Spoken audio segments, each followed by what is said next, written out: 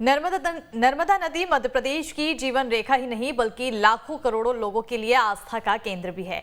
नर्मदा नदी पर नर्मदा कॉरिडोर प्रस्तावित है, लेकिन राजनीतिक प्रतिद्वंदिता के चलते यह कॉरिडोर का काम शुरू नहीं हो पाया।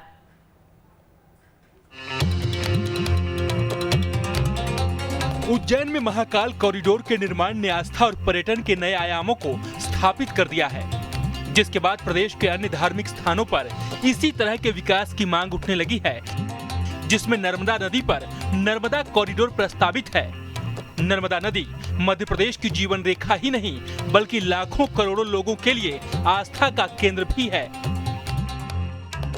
नर्मदा नदी के प्रति लोगों की आस्था का इसी बात से अंदाजा लगाया जा सकता है कि पूरे विश्व में नर्मदा ही एकमात्र ऐसी नदी है जिसकी परिक्रमा की जाती है। लेकिन राजनीतिक प्रतिद्वंदिता के चलते ये कॉरिडोर फाइलों में ही सिमट कर रह गई है।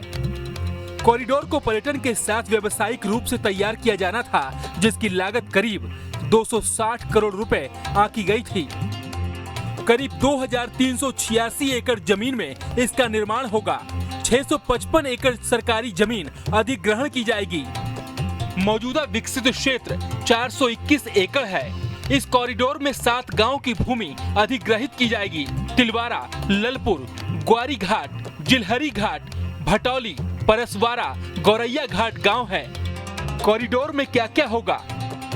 20 मीटर चौड़ा मार्ग, 8.5 किलोमीटर लंबाई, पैदल यात्रियों के लिए पाथवे, दिव्यांग और वृद्धों के लिए ई रिक्शा साइकिल ट्रैक, मार्ग के बीच में बैठक व्यवस्था, नर्मदा दर्शन के लिए व्यू पॉइंट, पथ में खान पान के लिए स्टॉल, आराम करने के लिए आरामदायक चेयर, कॉरिडोर के किनारे गार्डन, हरियाली, नर्मदा नदी से जुड़ी कथाओं को दर्शाती प्रतिमाएं। इस मामले पर पूर्व वित्त मंत्री और कांग्रेस के विधायक तरुण भनोट का कहना है कि ये प्रोजेक्ट कमलनाथ सरकार ने शुरू किया था, इसीलिए मध्य प्रदेश की बीजेपी सरकार इस पर ध्यान नहीं दे रही है। वहीं इस मामले पर मध्य प्रदेश पर्यटन निगम के अध्यक्ष विनोद गोटिया का कहना है कि किसी भी प्रोजेक्ट को पूरा करने के लिए वक्त लगता है, लेकिन निश्चित तौर पर नर्मदा कॉरिडोर का निर्माण जबलपुर में शुरू किया जाएगा।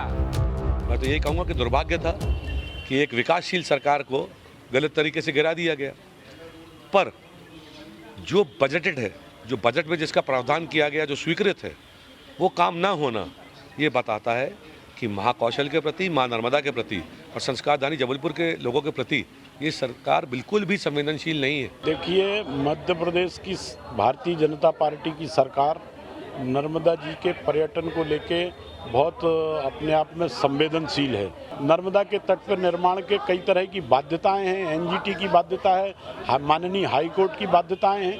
उन सबको ध्यान में रखते हुए और उन सबको उनसे अनुमति लेते हुए जो बनेगा वो बहुत अच्छी चीज बनेगी। नर्मदा कॉरिडोर परियोजना की शुरुआत करने के लिए प्रयास तो किए गए, लेकिन नगर निगम और जेडीए के बीच तालमेल नहीं बैठ सका और बजट का हवाला देते हुए इस प्रोजेक्ट को फाइलों में ही बंद कर दिया गया।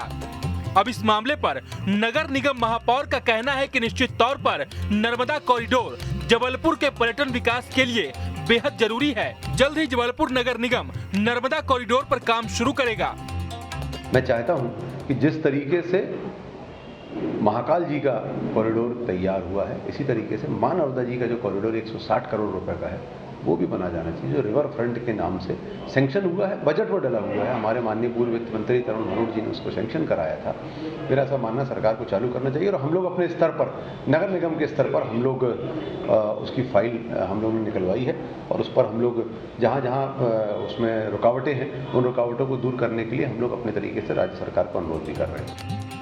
नर्मदा के सौंदर्य और पर्यटन के विकास के लिए नर्मदा कॉरिडोर बेहद जरूरी है। अगर इस परियोजना पर काम होता है और जल्द ही ये आकार ले लेती है, तो आने वाले समय में जबलपुर में उज्जैन की तरह पर्यटन के नक्शे पर एक अलग पहचान बना लेगा। जबलपुर से दुर्गेश कुमार के साथ टीम न्यूज स्टेट।